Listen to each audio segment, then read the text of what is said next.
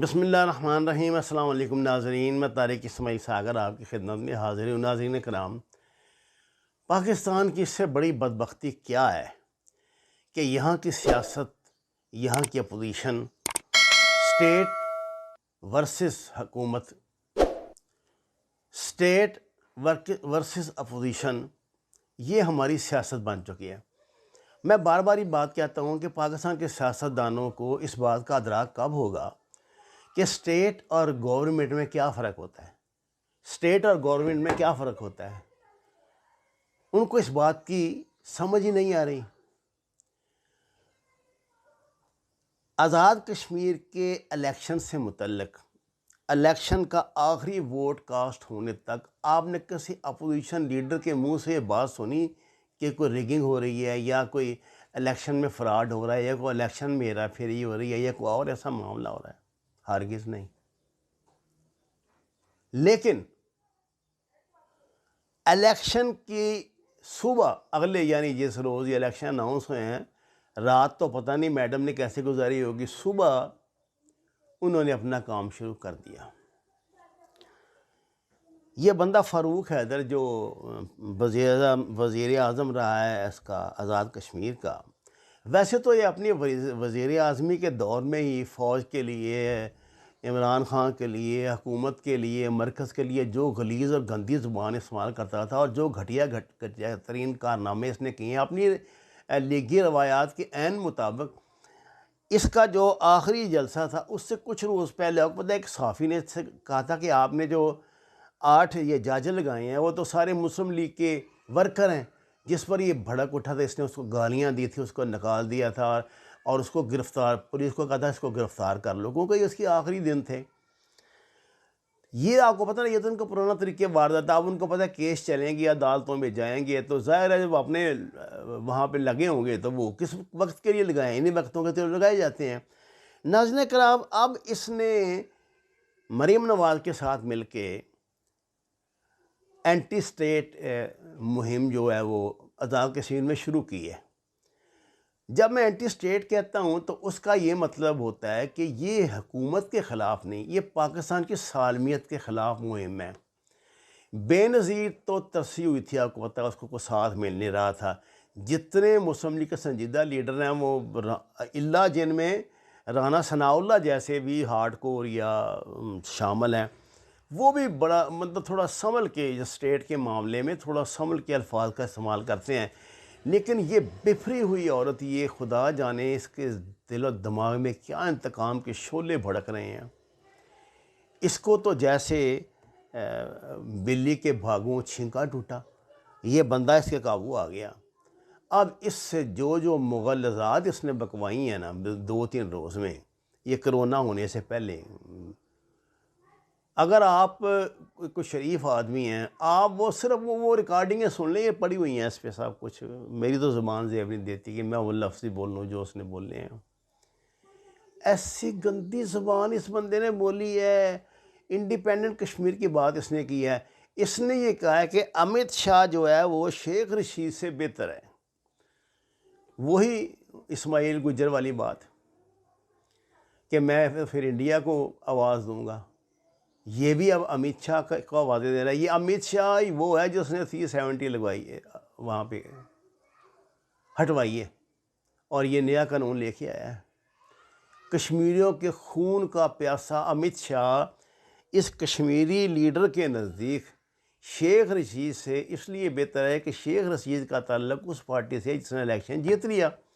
اور اس بندے نے اپنی حرام کاری، اپنی ناجائز فروشی، اپنے پیسے بانٹنے کے باوجود سب کچھ الیکشن ہار گیا۔ کیا آپ نے سوشل میڈیا پہ ویڈیوز دیکھی ہیں جس میں اس کا بیٹا پیسے تقسیم کر رہا ہے، لوگوں کو پیسے دے رہا ہے؟ کیا آپ نے اس کشمیری کا انٹرویو سنا ہے جس کو اس کا بیٹا 3000 روپے کے جیلی نوٹ دے کے چلا گیا ہے؟ جیلی کرنسی بھی یہ لوگ وہاں پہ کشمیر میں تقسیم کر رہے ہیں۔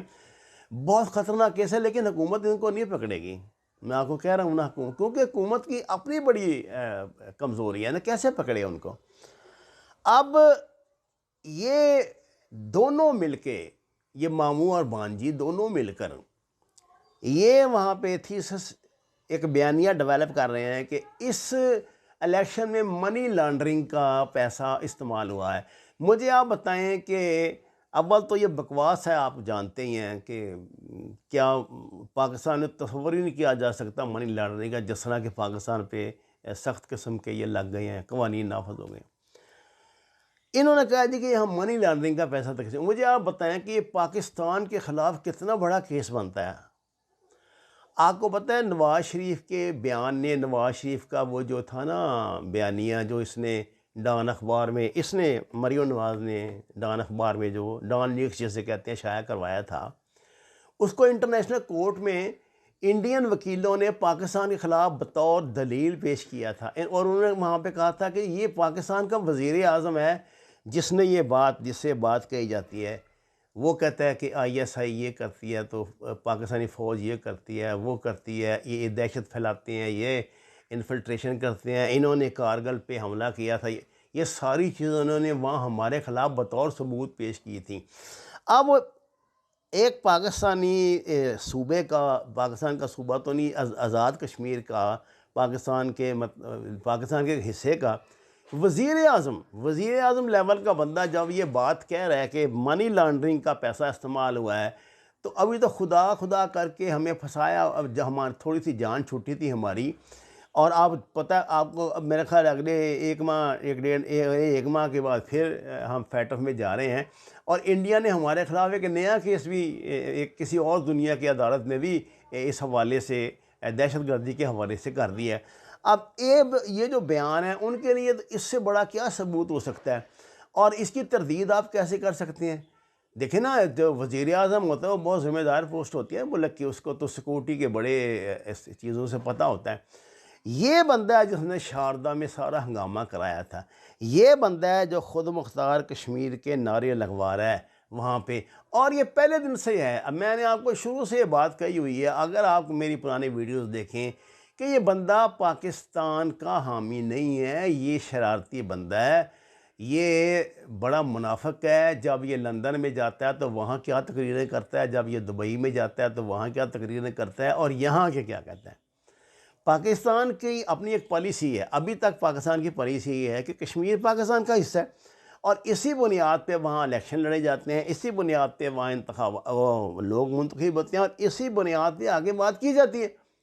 جب ہمارا ایک سابق وزیر اعظم یہ کہہ رہا ہے کہ جی لوگ جو ہے نا وہ دلی جذبات ان کے سامنے آ گئے ہیں، اور گو کہ اس کی وجہ وہ عمران خان بتا رہا ہے، کچھ بھی بتا رہا ہے، لیکن مجھے آپ بتائیں کہ جب ہمارا ایک سابق وزیر اعظم جو یہ کہہ رہا ہے کہ جی امت شاہ جو ہے وہ شیخ رشید سے بہتر ہے، تو اس سے زیادہ ملک سے بغاوت اور بددیانتی کیا ہو سکتی ہے؟ اچھا، اس کو بیوقوف کو اس بات کا پتہ نہیں کہ مریم نے اس کو ماموں بنایا ہے اس سارے سسٹم میں، کیونکہ اس کو اپنی یہاں پاکستان میں تو کوئی اس کا ساتھی تھا نہیں، اس طرح کھل کے فوج کے خلاف بک بک کرنے والا تو اس کا باپ ہی ہے نا، یہ باپ بیٹی ہے نا، چچا اس کا جو ہے وہ اس کے خلاف ہے، وہ ایک صلح پسند آدمی ہے، وہ یہ چاہتا ہے کہ افہام و تفہیم سے مل کر ملک کو چلایا جائے، اور اس میں کیا شک ہے، اس نے چلا کے بھی دکھایا ہے۔ ناظرین کرام، شاید یہ جو آخری ان کا ہے جس میں یہ اس طرح کی اس نے ہذیان بقا فاروق حیدر نے، یہ امت شاہ والا اور خود مختار کشمیر والا، اس کے بعد میاں شہباز شریف کے صبر کا پیمانہ لبریز ہو گیا ہے۔ گو کہ اس سے پہلے بھی انہوں نے 2-3 مرتبہ اپنی اس بھتیجی کو سمجھانے کی کوشش کی ہے، لیکن یہ کسی کی بات سمجھتے نہیں، یہ ضد ہوئی ہے، اور اس نے ضد کر کے یہ کشمیر کا جو الیکشن ہے نا، اس کی کمپین خود سنبھالی تھی۔ ایک جلسے میں میاں شہباز شریف نہیں گیا، کیونکہ وہ ایک سلجھا ہوا آدمی ہے، چاہے اس پہ آپ کرپشن کا الزام لگائیں، جو مرضی لگائیں، لیکن ایک بات یاد رکھیں، جس بندے کو بہترین منتظم ہونے کا سرٹیفکیٹ چین کا سفارت خانہ دے دیں نا، وہ کوئی ایسا بندہ نا آپ سمجھیں، اور یہ اس بندے کی قدر بھی کی جاتی ہے۔ مجھے تو یہ امید تھی کہ جب یہ پاکستان، اب یہ جو ان کو بلایا گیا تھا واپس لندن سے، تو کوئی بات طے پا گئی ہوگی، اور میرا دل ہے کہ پا گئی چیز تھی، لیکن ہمارے وزیر اعظم صاحب نے شاید پسند نہیں فرمایا۔ اب مجھے نہیں پتا کہ کیا ہوتا ہے، لیکن مجھے اس بات کا پتہ ہے کہ مریم نواز کو شاید یہ تیسری مرتبہ ہوئی ہے کوئی ایسی بیماری، اب کرونا ہو گیا، اور وہ کوارنٹائن انہوں نے اپنے آپ کو کر لیا ہے۔ اب ان کو کرینہ کیا ہو ان کو کووڈ-19 کیا ہوا ہے، میں یہ سمجھتا ہوں کہ ان کو کووڈ-19 میاں شہباز شریف نے کروایا ہے، جنہوں نے ان کو وارننگ دے دی ہے کہ بس اب حد ختم ہو گئی، اپنی زبان قابو میں کرو، اور انہوں نے یہ خطرہ مول لیا ہے کہ اب اس کو وہ اس کی گندی سیاست جو ہے اور اس کی جو تباہ کن سیاست ہے وہ نہیں چلنے دیں گے۔ وَمَا عَلَيْنَا إِلَّا الْبَلَاغُ الْمُبِينُ۔ ناظرین کرام، درخواست ہے قرآن اور نماز کو ترجمے کے ساتھ جانیں، ہمارے چینل کو لائک دیں، سبسکرائب کریں۔ آپ کا شکریہ۔